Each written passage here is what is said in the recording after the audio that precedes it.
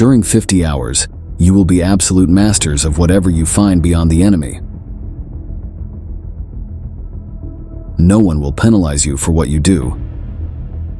No one will ask what you're doing. These were the exact words that French General Alphonse Juin recited to the Franco-Moroccan army under his command, authorizing them to commit some of the most heinous crimes against humanity of World War II. We are talking about a dramatic page in the history of Italy, whose fragments are soaked in blood, tears, and unspeakable crimes. Men, women of all ages, and children were attacked, raped, tortured, and murdered.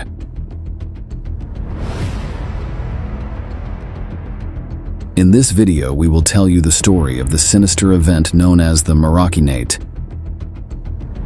We warn you that the content of today's military history is extremely sensitive. Let's begin. War is always hell, but World War II was pure hell, especially for women. The appalling history of Nazi military brothels, or the mass rape of German women by invading Red Army soldiers in 1945, is well known. However, despite being equally inhumane, or even more so, the brutal sexual assault on Italian women by French colonial soldiers in 1944 is much less known. The Allies remained silent about it because the soldiers involved were their own troops, and they couldn't afford to tarnish their heroism narrative. As the saying goes, history is written by the winners. Nevertheless, witnesses do not forget the horrors of those days, and the wounds are far from healing, as seen below. Nella notte si sentivano I lamenti di alcune giovani che erano state prese. Ho sentito, noi stavamo dentro una galleria, delle persone, delle donne gridare: aiuto, aiuto. Si lamentavano e chiamavano I congiunti, è una cosa straziante, una cosa che io di notte sentire queste voci. Marocchinate is the term used to recall the mass rapes and killings committed in World War II after the Battle of Monte Cassino by Allied troops. The French Expeditionary Corps on the Italian front consisted of 130,000 Moroccan, Tunisian, Algerian, and Senegalese men from French colonies in North Africa. Among them were the most fundamentalist, known as Goumiers. In total, there were 7,833, wearing the characteristic Arab burnous, a green woolen tunic with multicolored bands and rope sandals. They also carried the typical curved dagger, called kumia, on their belts, with which they cut the ears and noses of killed enemies to make necklaces. Their commander was the ambitious General Alphonse Juin, born in Algeria, who, from being a collaborator of the Nazis, had switched to working for the Allies. By July 1943, with the Allied landing in Sicily, the rapes by Moroccan troops were already a habit. They only briefly stopped when the Allies, advancing through Italy without much difficulty, got stuck in Cassino, in the Gustav Line, where the Shermans offered very stubborn resistance. It was French General Juin who proposed surrounding the enemy fortress of Mount Petrella, east of Cassino, which the Shermans had left partially undefended. In those areas, only his Moroccan mountain troops could have survived. The Goumiers knew they were a discredited shock force, a kind of horrendous suicide squad that no one respected, so they could behave like beasts with their enemies and prisoners. That's why, knowing the savagery these troops were capable of, the Shermans warned the civilian population of Ciotiaria of the danger with an aerial pamphlet drop encouraging them to flee in May 1944. Imagine having to leave your home suddenly because a paper falling from the sky says that your life and your family's life are in grave danger due to the arrival of troops that are supposedly there to liberate you from fascism. Many children were evacuated by the fascist National Republican Guard and sent to the colonies of Rimini, but most of the civilian population took refuge in tents and carts on the Pollica Plateau, a medium-sized plateau just below Mount Petrella. However, what ended up happening was much more serious than the worst nightmares of the locals. The villagers still remember with horror some of the scenes they saw and experienced firsthand. Una mia congiunta che aveva gli orecchini, questi mascalzoni, uno di questi ce li strappò, proprio ce li strappò i pianti per il dolore.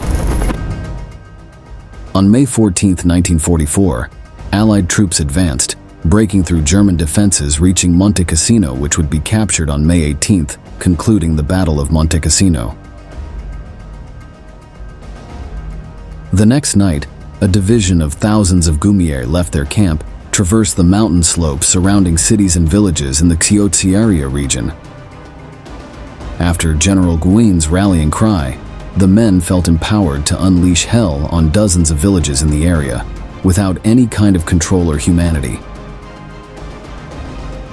The Moroccan soldiers first selected the most beautiful girls from each village to rape them in groups, with long lines of soldiers waiting their turn in front of each one, while others held the victims by the wrists and ankles. Many times, these were girls who weren't even teenagers, as this chilling archival material recounts. Io vedo mia sorella che per le gambe c'aveva il sangue. Io dissi mamma, dici mamma che ha fatto Flaminia? È caduta. In an Italian village, the Moroccans raped 30 women and 2 men, and in Valamayo, 2 sisters, aged 15 and 17, were forced to sexually satisfy a platoon of 200 Goumiers in an act of unprecedented cruelty and inhumanity. After the horrendous act, having been abused for hours, one of the young girls died, and the other had an incurable psychotic breakdown, spending the last 53 years in an asylum. Military reports describe the typical methodology of the Goumiers. The Moroccan soldiers knocked on the door, and if it wasn't open, they would break it down and beat the victims with the butt of the musket on the head. After the person fell unconscious to the ground, they physically carried them about 30 meters from the house and raped them while other soldiers dragged, beat, and tied their relatives to a tree to watch everything. The terrified onlookers couldn't offer any help to the victim, as they were forced to watch the gruesome spectacle at gunpoint. Many times the victims were underage boys and girls. Just like this report, over the years, a lot of documentation and testimonies have surfaced, allowing the reconstruction of the unbearable events. From the numerous documents collected today, we can say that there were at least 20,000 cases of rapes. However, this figure does not reflect reality, as several medical reports from the time warn that only a third of the raped women managed to overcome their unjustified shame and had the courage to report it. Specialist projections maintain that there were a minimum of 60,000 raped women, many of whom suffered abuses repeatedly and by more than one perpetrator. Recovered medical reports corroborate the brutal nature of the Allied troops, indicating anal and vocal cord lacerations due to the violence of sexual attacks. There are also reports of broken teeth to prevent the victims' bites, impalements, and castrations, especially reserved for men who tried to defend their wives, mothers, or daughters, although mutilations for the mere amusement of the Franco-Moroccan soldiers were also widespread. Sexually transmitted infections, such as syphilis, gonorrhea, and other diseases, became another tragedy experienced by the communities, causing thousands of deaths. Moreover, thousands of women became pregnant.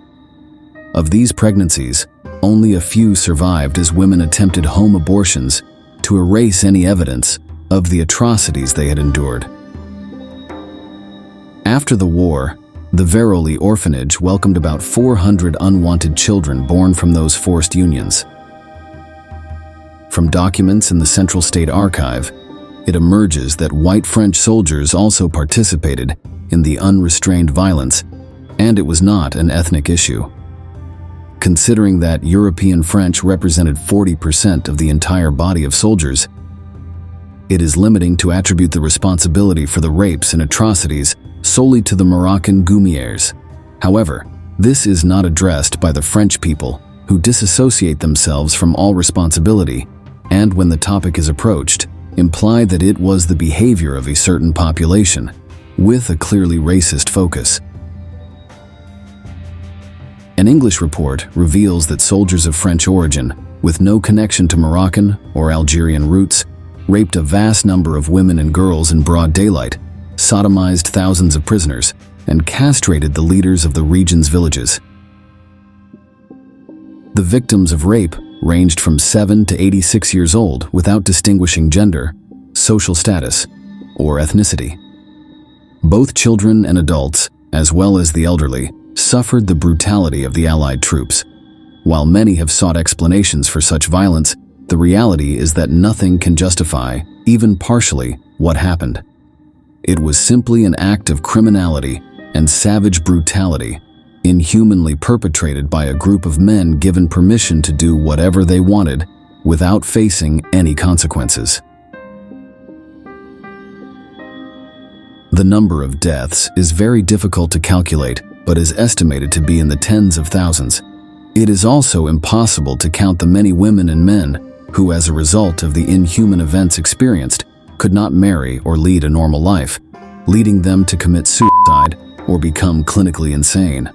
All victims agree on one thing: dying without suffering would have been a gift. Pensavo di morire, sì, dico, mo mi ammazzano, se mi ammazzavano forse era meglio che finiva via. Come a Gesù Cristo quando li portavano, tenevano fragellemme, mi hanno fatto in quella maniera a me. Io mi stavo aspettando il colpo mio, ero ragazzina, però stavo aspettando il colpo mio, proprio mi credevo, ci credevamo che ci ammazzavano tutti, quella sera.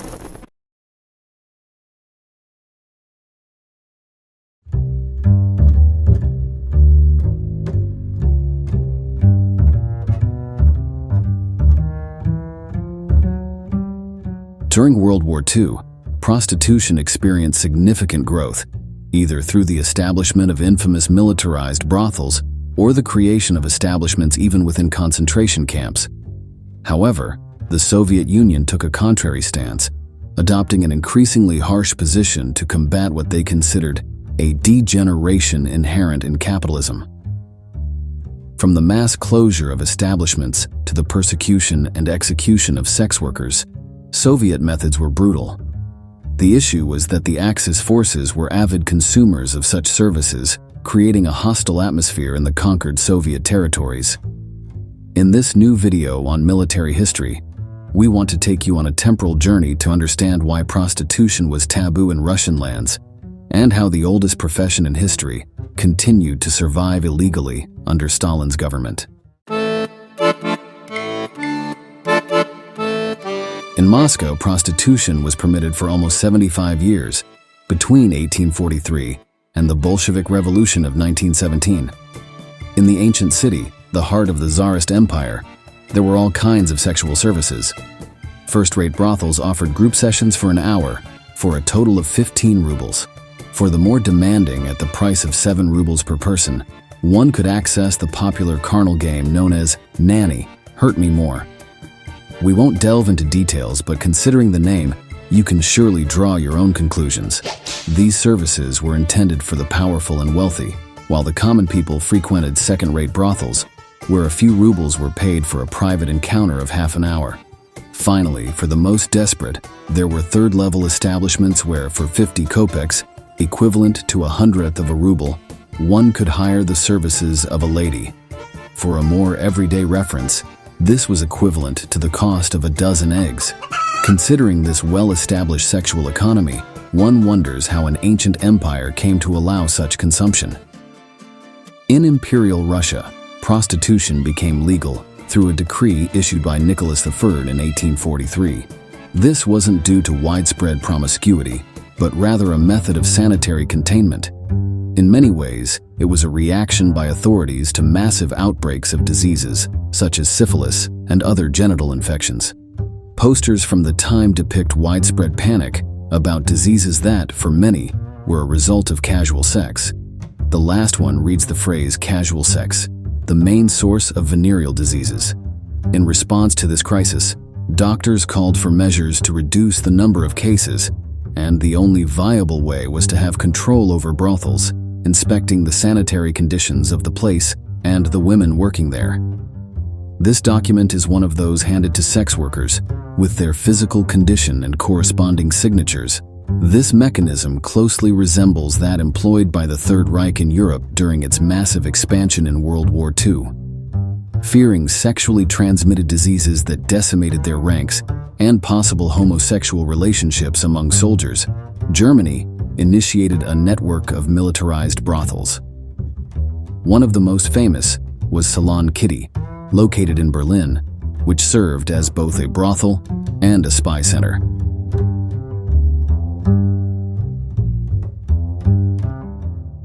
At the top of this establishment, girls seduced important men who, in moments of weakness or pleasure, revealed secrets of great importance to the Reich. The entire place was wired, and through cables, information reached a recording room below. Of course, not all places were as sophisticated. Typically, establishments operated in old houses that, in many cases, had been brothels before the Nazi occupation. However, in these rooms, German girls did not sleep. Instead, young slaves from ravaged communities, mainly Polish, were forced into violent encounters with soldiers.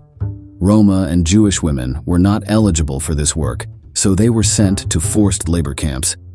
Later, we will see in detail how this sexual policy functioned during the German campaign in Soviet territory. Now let's return to the Eurasian giant. Russia is a vast country both horizontally and vertically, to the extent that this expanse has been one of the main challenges to overcome for those in power.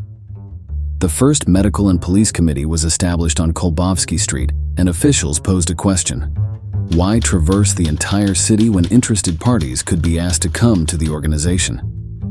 Thus, the first permits granted to brothels stipulated their installation a few meters from the committee's building, in the infamous Sretenka district. According to preserved data from 1874, out of 152 households, 97 were brothels. These were the faces and bodies that the clientele found there. Earlier, we detailed the 3 types of services that a Russian citizen could access, and incredible as it may sound, these 3 levels were devised by none other than Tsar Nicholas Thurser.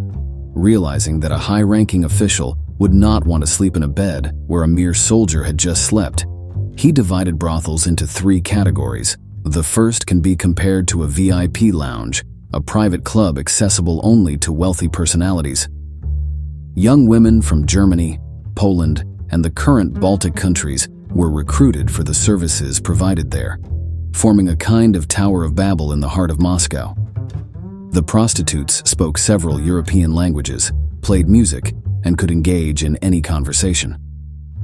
Regarding sexual health, a few salons offered condoms, but these were neither cheap nor hygienic as, before the invention of latex, they were made from animal intestines or tissues. These condoms were not easy to use and did not provide protection against sexually transmitted diseases, so they were not popular among men. In first-class institutions, there were mainly young women from the city, and in third-category institutions, there were mainly girls from the humblest villages. What they all had in common was that the harsh life of a prostitute significantly affected their health. Medical checkups were barely a bureaucratic matter aimed at ensuring they did not have syphilis and similar diseases. No one cared if they were malnourished or dying from chronic alcoholism. To endure the work, Russian prostitutes drank 4 glasses of vodka in the morning on an empty stomach.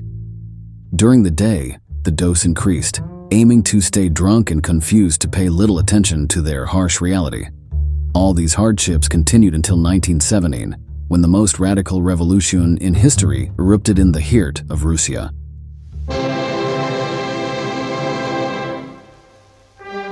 The Bolshevik Revolution completely abolished this system, arguing that phenomena like prostitution and drug consumption were worrying symptoms of capitalist decadence.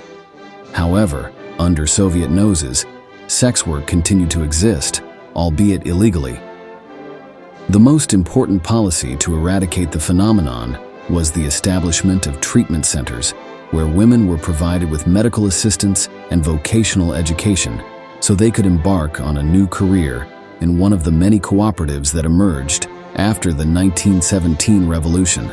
This led to a significant reduction, almost to the point of extinction, of prostitution in the regions where these centers operated.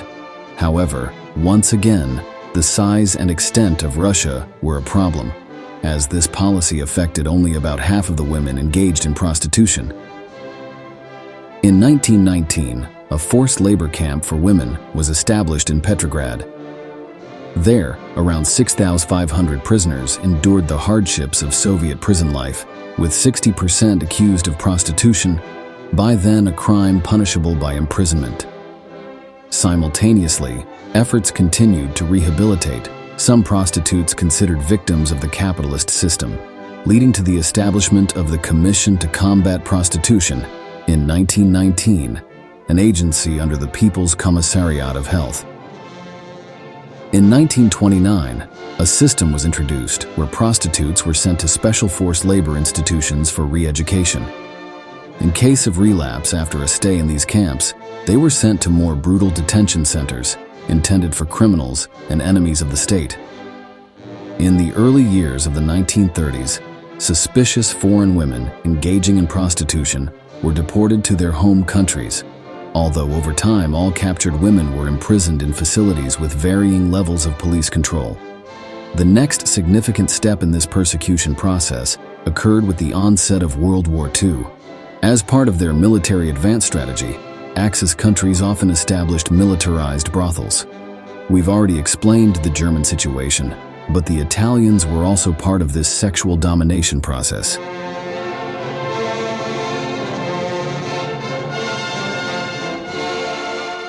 The images you just saw correspond to the Italian advance on Russian territory. During the Italian campaign in the Soviet Union, Mussolini's soldiers formed relationships with Russian women, despite constant instructions from authorities to avoid any contact with the local population for security and hygiene reasons.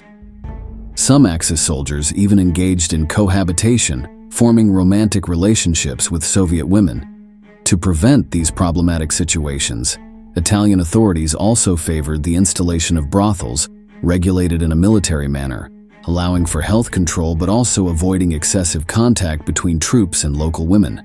Beyond believing that a soldier in love might be more prone to cowardice, there was also a fear of espionage. In many cases, the concern was that these women, who won over Axis men, might be seeking information or moments of weakness to collaborate with the Red Army. Historians have had difficulty reconstructing the activities of the Italian army in Soviet territory, since much of the material preserved from that time perpetuates the image of the good Italian, the respectful and romantic invader who treats his conquered well. In many cases, the love stories recounted by Italian troops returning to their homeland were actually tales of encounters with prostitutes or abused young women. The Germans had a similar experience to the Italians. Although the establishment of militarized brothels, one of the trademarks of Nazism, proved to be a challenging task. On the one hand, the hatred of Soviet peasants towards the Germans was too great to fraternize, and on the other hand, there were not many pre-existing brothels in operation. Remember that the Reich took advantage of already open establishments and experienced prostitutes, but in Russian territory, this was not possible due to the government's prohibition of the activity. Unfortunately, unable to channel their sexual frustrations in exchange for money, German soldiers carried out brutal crimes against women in conquered areas. This was a brutal contrast compared to the French case, where, before the German invasion, a large number of brothels were operating and were later taken over by military services. That's why it is often said that, in French territory, sex work experienced a golden age during World War II. Similarly, relationships between French women and Axis soldiers were much more common.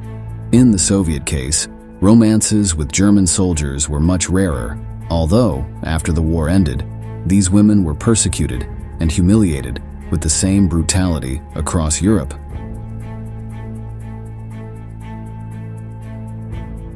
What you're seeing on the screen is not a witch hunt, but the punishments received by French prostitutes who had relationships with Germans during the occupation. In Russia, such images were not seen, but there was contempt for traitorous sex workers. And in many cases, it ended with women imprisoned in forced labor camps.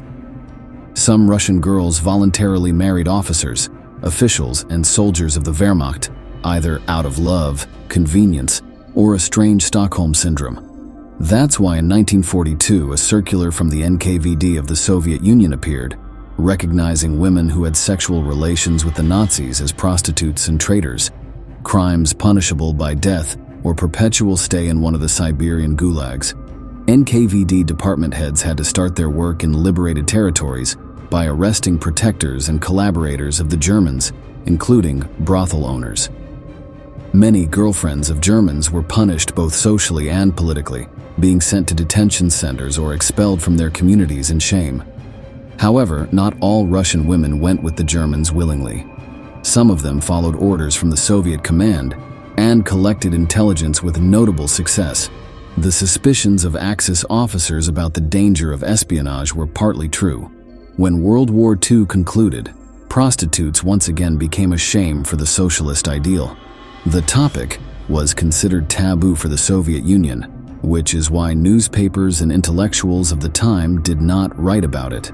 Such was the ideological denial that it was not until 1980 that the term was included in the Soviet Encyclopedic Dictionary, defining prostitution as an evil that arose in anti-socialist societies and spread due to capitalism. Nevertheless, ideological denials did not prevent the existence of prostitution in the Soviet Union, especially in the more marginalized regions where urban progress did not reach with the same intensity. The black market for sex work flourished in various forms, such as vacation resorts where, with room rentals and room service, the company of beautiful ladies was included. The growth of these types of businesses increased during the 1970s, when some economic crises resulted in the impoverishment of a large part of the female population, forcing them to resort to extreme methods of survival.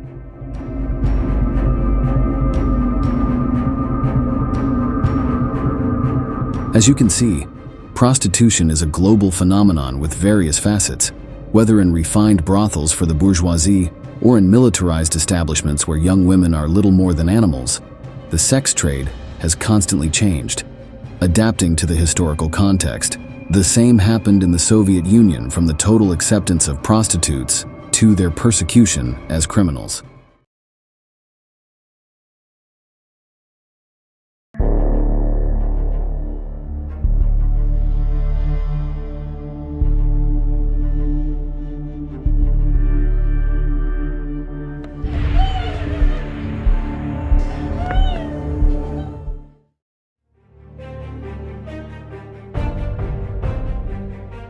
It is true that Japanese imperial troops have been known for their perversion and cruelty towards the women of their enemies.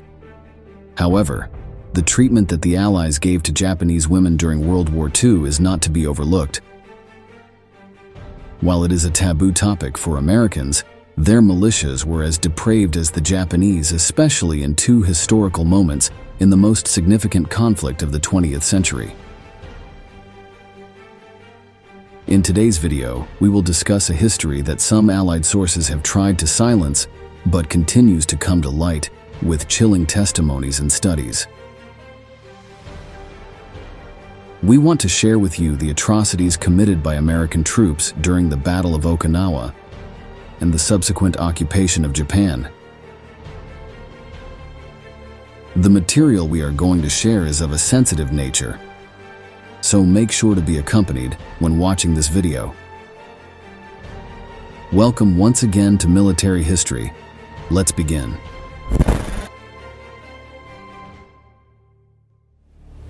We debarked from our ships. We landed on Okinawa and we had no idea of what kind of resistance we will encounter. There were no Japanese, there were no natives, there was nothing.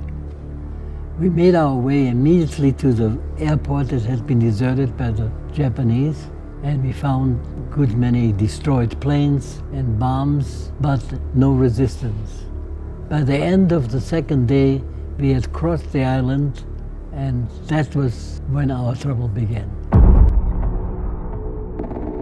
These striking images are from the well-known Battle of Okinawa, fought brutally for 82 long days, from early April to mid-June 1945, remembered for the ferocity and brutality of the fighting.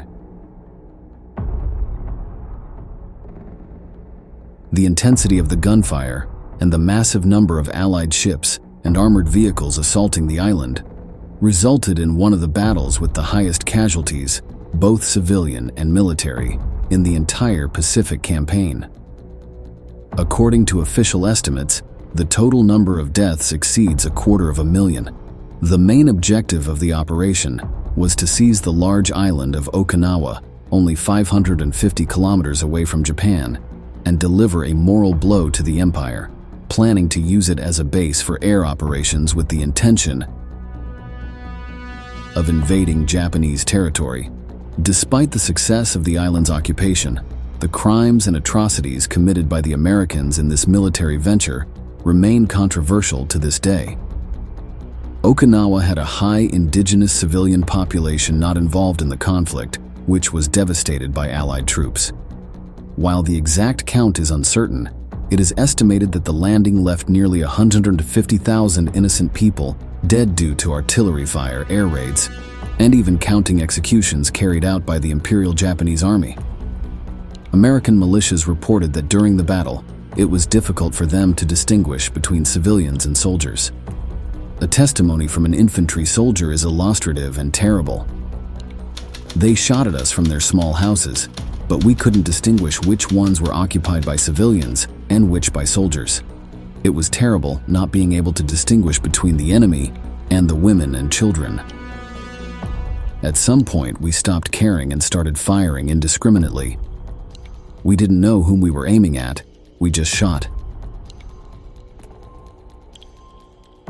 Despite the images we saw and the horrifying testimonies, being shot by enemy weapons was not the worst fate that could befall the civilian population of Okinawa.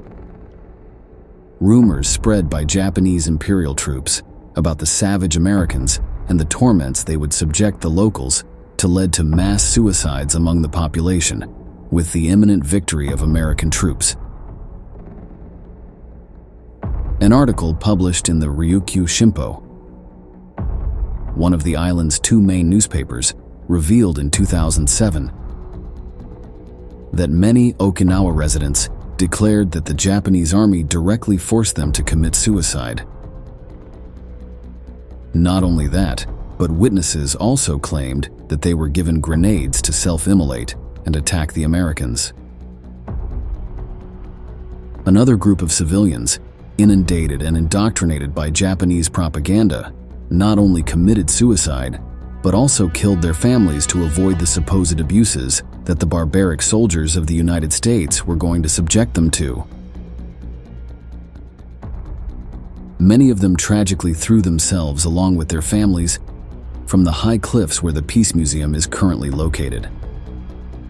However, despite the terror spread among the locals, being a strategy of the Imperial Army to incite the locals to revolt against the invaders and fight against them, it seems that many of the rumors were far from mere propaganda. War crimes committed by the United States have always been a controversial topic, given the limited records of the events. In this case, a group of historians has estimated that American soldiers committed more than 10,000 rapes during the 3 months of this battle.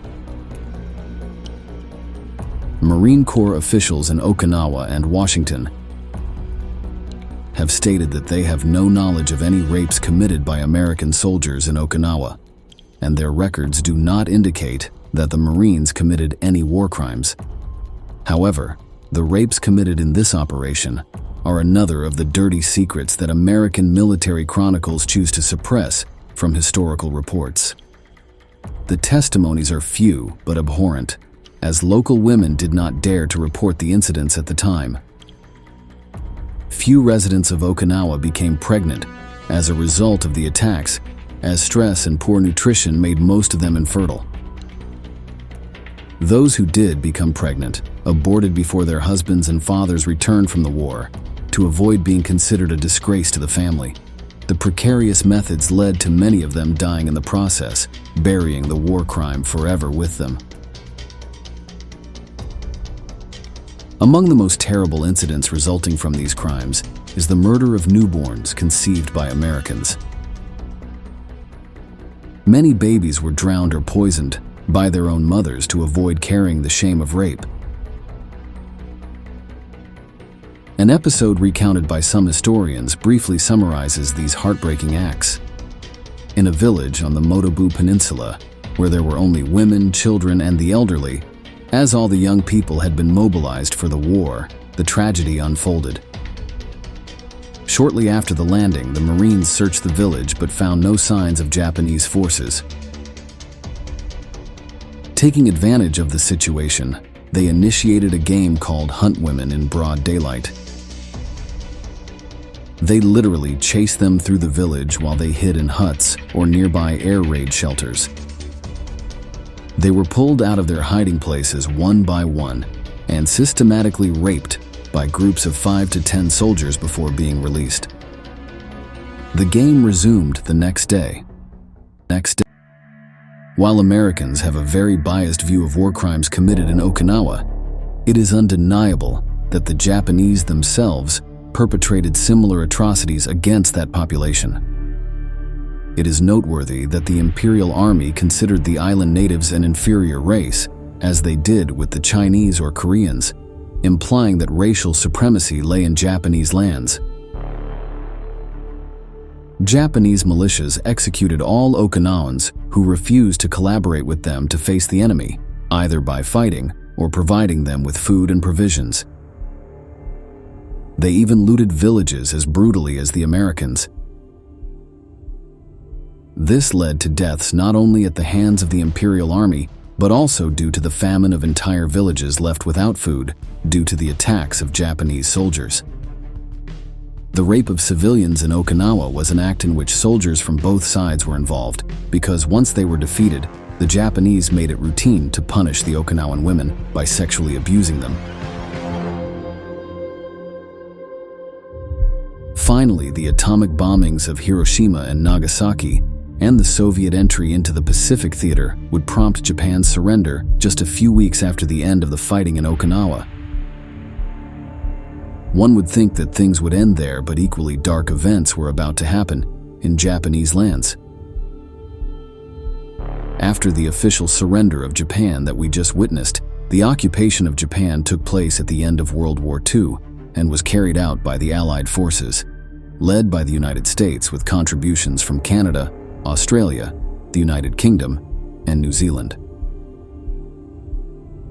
The Treaty of San Francisco, signed on September 8, 1951, marked the end of the Allied occupation, subsequently entering into force on April 28, 1952, when Japan became an independent state again, obviously under certain conditions. The atrocities that occurred during this period were considered war violations, that is, crimes of a sexual nature committed under the Allied military occupation of Japan.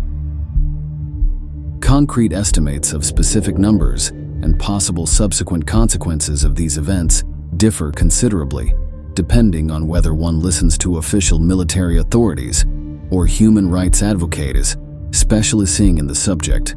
While major American newspapers spoke of a peaceful occupation, life in Japanese territory was a nightmare. Next, let's see how the media softened or denied the atrocities that were happening at the time in Japanese lands.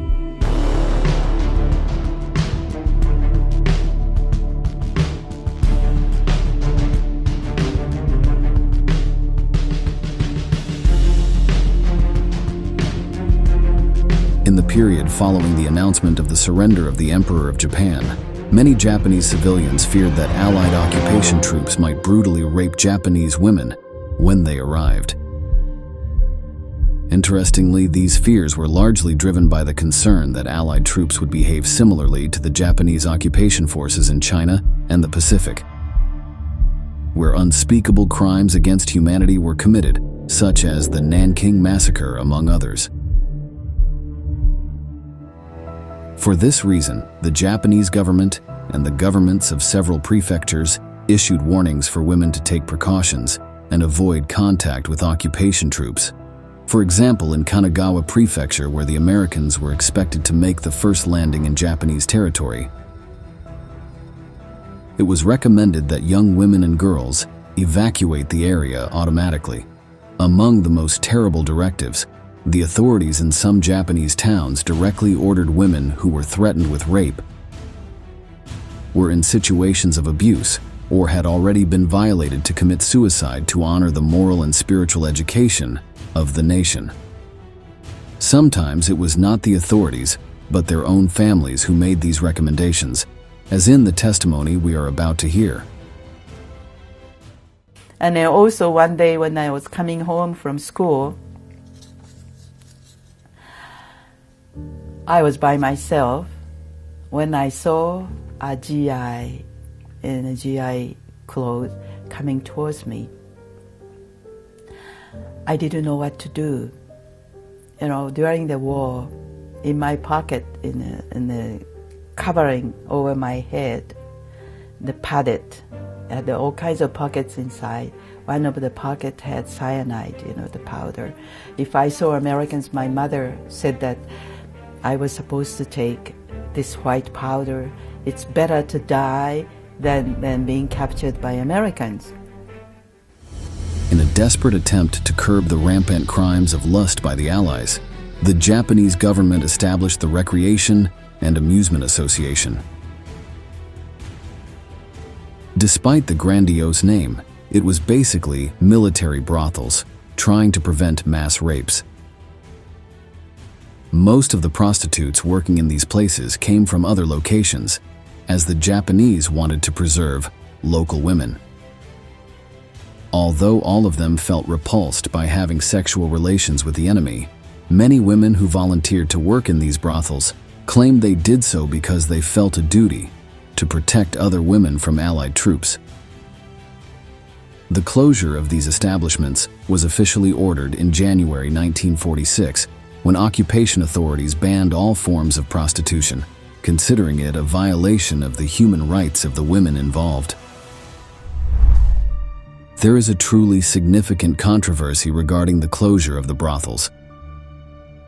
In addition to the political correctness of the Allied forces, it is suspected that there was another operational reason for closing the brothels, namely, the enormous increase in potentially deadly venereal diseases among soldiers. While the closure of these places was supposed to reduce the sexual veracity of Allied troops, the opposite happened. According to specialized historians, the number of rapes and assaults on Japanese women was around 40 per day while the brothels were in operation.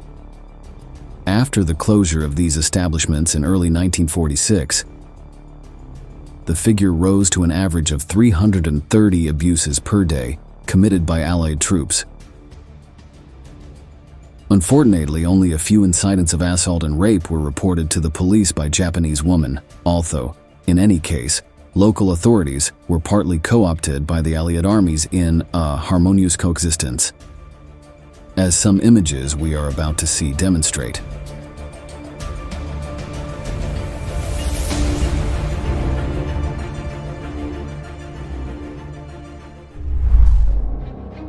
Some specialists claim that massive rapes occurred during the initial phase of the occupation, with a staggering figure of 300 to 500 abuses in the first month after the landing of American troops.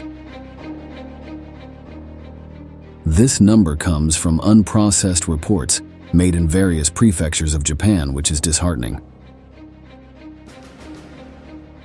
These numbers suggest that the actual figure was much higher, considering the rapes that were surely not even reported.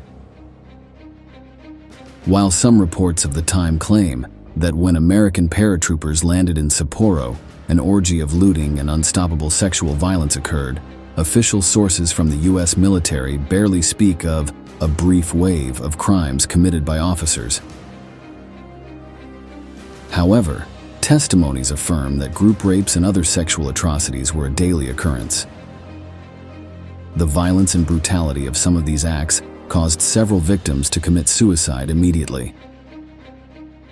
It is worth noting that there is very little archival material on this topic, as there was strict Allied instruction not to address these issues, even convincing local citizens of this reality, as the testimony we are about to hear demonstrates. The ridiculous things that I heard, I would say, how stupid, how stupid. They described Americans as such vicious, mean people, and I knew otherwise because I lived it, and I lived with Americans, and we never experienced that kind of thing, even during war. It is estimated that 2 major incidents of mass rapes were recorded after the closure of the Recreation and Amusement Association brothels. The first occurred near midnight on April 4th, when approximately 50 soldiers arrived in 3 trucks and attacked Nakamura Hospital in the Omori district. Attacking in an orderly and methodical manner, they carried out an operation in which, for almost an hour and a half, they raped more than 40 patients and 37 women from the hospital staff. Some male doctors and patients who tried to protect the women were coldly murdered. However, the worst tragedy was that one of the raped women had a 2-day-old baby in her arms, which was annihilated by being violently thrown to the ground when the troops tried to brutally abuse the woman. The second was a planned and sinister raid on April 11, 1946. The event was led by between 30 and 60 American soldiers who cut the telephone lines to a block of houses in the city of Nagoya to isolate and have them at their mercy. The group of perverse soldiers went house by house and simultaneously raped all the girls and women between 10 and 55 years old in the area. Americans were not the only perpetrators of these atrocities that were dismissed and swept under the rug. Australian, British, and New Zealand troops in Japan, as part of the British Commonwealth Occupation Force, BCOF, also committed unforgivable criminal acts.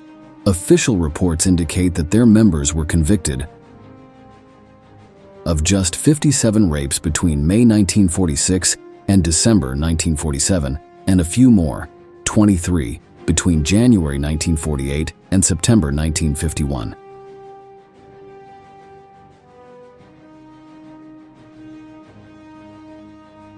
However, even if one were to believe the numbers provided by these reports, the penalties imposed on guilty BCOF members were not severe.